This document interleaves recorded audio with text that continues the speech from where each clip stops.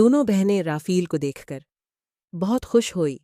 دونوں رافیل سے کافی بڑی تھیں، لیکن اس ایک سال میں رافیل کے اندر آنے والی تبدیلیوں نے اسے بھی ان کے مقابلے میں لا کھڑا کیا۔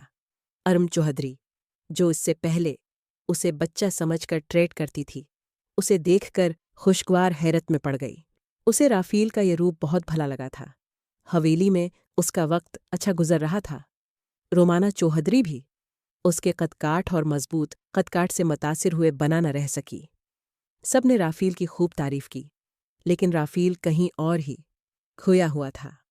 اسے اپنی تعریف سننا اچھا تو لگ رہا تھا، لیکن ساتھ ہی ساتھ اس کے اندر عجیب سی بے چینی تھی جسے وہ سمجھ نہیں پا رہا تھا۔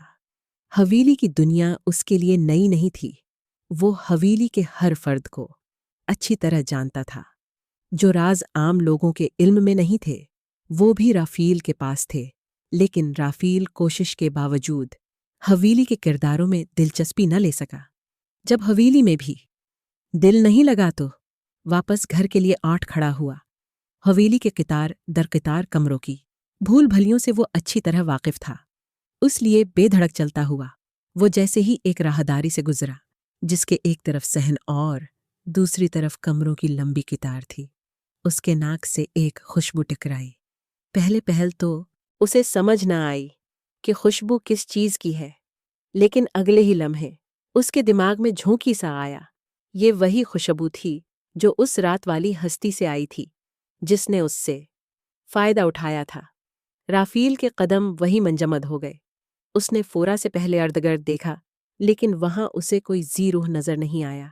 جس کمرے کے سامنے وہ کھڑا تھا، خوشبو اسی کمرے سے آ رہی تھی جس کی ایک شدید لہر اس کے وجود سے گزر گئی۔ یا سوچ کر وہ حیران بھی ہوا، لیکن اب وہ اس راز کو جانے بنا وہاں سے جانے والا نہیں تھا۔ وہ دروازے کے قریب گیا۔ خوشبو کی شدت میں اضافہ ہو گیا۔ اسے یقین ہو گیا کہ خوشبو والی بھی اسی کمرے میں ہے۔ وہ جانتا تھا یہ کمرہ آرم چوہدری کا تھا، یعنی اس کی لاڈلی چھوٹی چوہدرائن کا، لیکن شہر تو وہ کبھی گئی ہی نہیں تھی۔ پھر کمرے میں کون تھا؟ چپکے سے اس نے دروازہ تھوڑا سا کھولا تو سامنے ہی اسے وہ ہستی نظر آ گئی۔ رافیل کو حیرت کا ایک جھٹکا لگا۔ وہ سوچ بھی نہیں سکتا تھا کہ مینا بیگم، جو کہ مہر وہ بیگم کی بڑی بہن تھیں اور بہت ہی رکھ رکھاؤ والی عورت تھیں، لیکن اب ایک بچے کے سے پبجی کھیلنے پر مجبور ہو گئی۔ نہیں، یہ ممکن نہیں۔ رافیل کے اندر سے آواز آئی۔ پھر اسے یاد آیا کہ اس رات سے اگلے ہی دن سروش بی بی اور مینا بیگم واپس چلی گئی تھیں، اسی لیے اس کے ساتھ وہ واقعہ دہرایا نہیں گیا۔ لیکن مینا بیگم جیسی سگھڑ خاتون سے ایسے کام کی توقع نہیں کی جا سکتی تھی۔ رافیل اندر ہی اندر سے پریشان ہو گیا تھا، لیکن جلد ہی اس نے یہ کہہ کر اپنا راستہ صاف کر لیا کہ اگر ایسا تھا بھی تو اب کچھ نہیں، اس بات کو یہی ختم کر دینا ہی بہتر ہے، کیونکہ مینا بیگم کے مطابق رات وہ سو رہا تھا اور اسے کچھ پتہ نہیں تھا، اور کوئی تیسرا آس بارے میں جانتا نہیں تھا۔ نہ جانے کیوں یہ جان کر رافیل کے اندر کچھ ٹوٹ سا گیا۔ یہ بات نہیں تھی کہ مینا بیگم خوبصورت یا جوان نہیں تھیں، وہ اپنی باقی بہنوں کی نسبت زیادہ دلکش سراپے مالک تھیں۔ لیکن رافیل کے ذہن میں جو ان کی معتبر تصویر تھی وہ اچانک پھٹ گئی تھی، اور جو خوشبو سے کچھ دیر پہلے اسے اپنی طرف کھینچ لے گئی تھی، اسی خوشبو سے بھاگ جانے کا جذبہ رافیل کے اندر پنپ رہا تھا، اور وہ واقعی وہاں سے بھاگ نکلا۔ بنار کے بھاگتے بھاگتے وہ اپنے گھر پہنچا تو زرقا صحن میں چار پائی پر بیٹھی کوئی ناول پڑھ رہی تھی۔ رافیل کو گھر آیا دیکھ کر وہ پریشان ہو گئی، لیکن رافیل نے اسے مطمئن کرتے ہوئے جھوٹ بول دیا کہ اسے باتھ روم استعمال کرنا تھا، اس لیے بھاگا آیا ہے، جس پر زرقا کھل کر ہنس دی۔ زرقا پچھلے سال سے بڑی ہو چکی تھی، اس لیے اب وہ چھوئی موئی سی رہتی تھی اور پہلے کی طرح رافیل سے ہاتھا پائی بھی نہیں کرتی تھی۔ وقت تھا کہ گزرنے کا نام نہیں لے رہا تھا۔ رافیل نے بمشکل ایک ہفتہ پورا کیا اور واپس شہر آ گیا۔ مہرو بیگم کے گھر میں رافیل کا مقام بڑھتا جا رہا تھا۔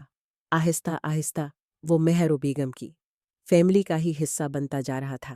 نادانی سے نکل کر اب وہ عقلمندی کے دور میں داخل ہو رہا تھا، اور عمر کے اس حصہ پر ہی انسان کی شخصیت بنتی یا بگڑتی ہے۔ وقت کو جیسے پر لگ گئے اور دیکھتے ہی دیکھتے 5 سال گزر گئے۔ وہ پڑھائی میں شاندار تھا، میٹرک کے امتحان سے فارغ ہو کر گاؤں آیا، لیکن اس بار لوٹنے والا رفیل کسی ہیرو سے کم نہیں تھا۔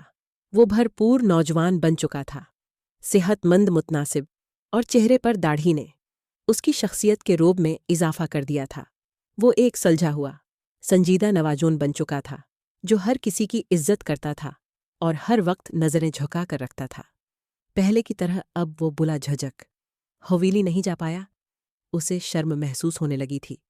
گاؤں میں آئے اسے تیسرا دن تھا جب اس کی ماں نے کہا، رافیل پتر، لطیف بیگم تمہارا پوچھ رہی تھیں، ایک دفعہ حویلی جا کر ملاؤ ان سے۔ رافیل نے سو بہانے کیے، لیکن ماں کے اصرار کے سامنے اسے جھکنا ہی پڑا۔ سورج خوب چڑھ آیا تھا جب رافیل گھر سے نکلا۔ بہار اپنے جو بن پر تھی اور ہر طرف ہریالی کا راج تھا۔ رافیل کو فطرت سے پیار تھا۔ وہ قدرتی مناظر کی خوبصورتی میں کھوسا جاتا تھا۔ حویلی جاتے وہ سرسوں کے کھیت سے گزر رہا تھا، جہاں ہر طرف پیلے رنگ کی چادر سی بچھی تھی۔ ایک پگڈنڈی پر وہ گنگناتا ہوا چل رہا تھا۔ حویلی بس کچھ ہی فاصلے پر تھی، اور وہ قدرت سے لطف اندوز ہوتا، دنیا سے بے خبر چلتا جا رہا تھا، جب اچانک ہی وہ کسی چیز سے ٹکرا گیا۔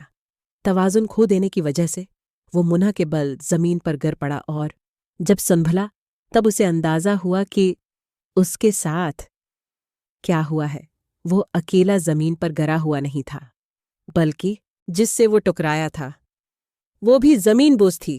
رافیل نے جب پیٹ کے بل زمین پر لیٹے لیٹے چہرہ اٹھا کر دیکھا تو اسے ایک گوری چٹی حسینہ زمین پر دھول چاٹتے نظر آئی، اور جیسے ہی وہ حسینہ سنبھلی، تیزی سے اٹھی اور آستینے چڑھا کر بولی، کون ہو تم؟ دیکھ کر نہیں چل سکتا؟ آنکھیں ہیں یا بٹن ہیں جو دکھائی نہیں دیتا؟ رافیل اتنی خوبصورت لڑکی کی اتنی تیز زبان سن کر ساکت رہ گیا۔ وہ اسے بتانا چاہتا تھا کہ یہ اتفاقاً ہو گیا، لیکن وہ لڑکی اسے بولنے کا موقع دینا ہی نہیں چاہتی تھی۔ وہ اول فول سناتی جا رہی تھی اور ہر دوسری بات میں ایک گالی ضرور شامل کر رہی تھی۔ رافیل نے جب غور کیا تو اسے پہچان گیا۔ 5 سال میں ایک کلی کھل کر مکمل پھول بن گئی تھی۔ یہ اس کی چھوٹی چوہدرائن تھی، جو پوری طرح الہاڑ مٹیار بن چکی تھی۔ پہچان ہوتے ہی رافیل مسکرانے لگا، ارم چوہدری کو پیار بھری نظروں سے دیکھنے لگا۔ ارم چوہدری نے جب اپنا سارا غصہ نکال چکی تو اس نے رافیل کو غور سے دیکھا۔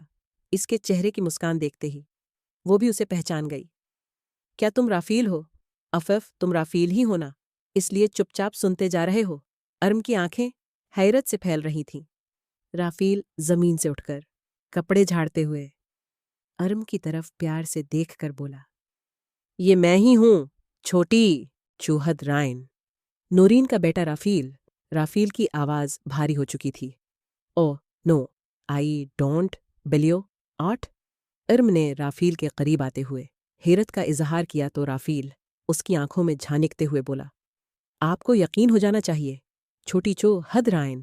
دونوں کی نظریں پہلے ہی مل چکی تھیں اور نظروں نے دل کا راستہ ڈھونڈ لیا تھا۔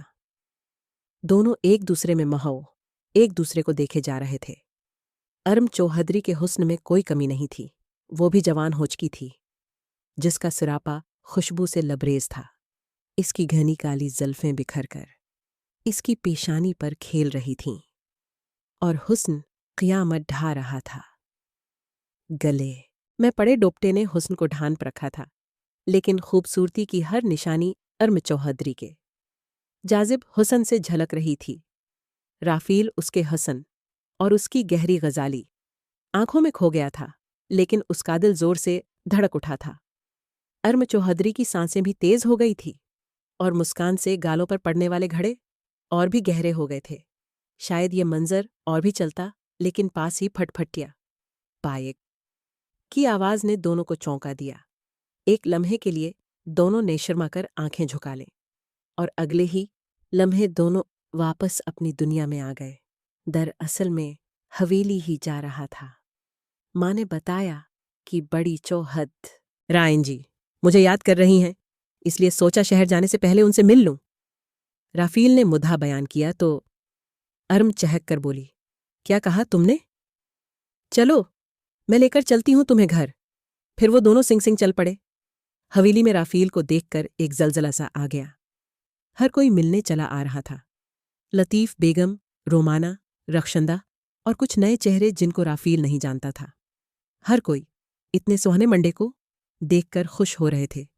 جیسے جیسے رافیل کی بلائیں اتری، اس کی تعریف ہوئی، ارم چوہدری کی گردن اکڑتی گئی، جیسے رافیل اس کی جائیداد ہو، اور سب اس کی تعریف کر کے ارم کو خراج تحسین پیش کر رہے ہوں۔ ارم چوہدری اب باشور ہو چکی تھی۔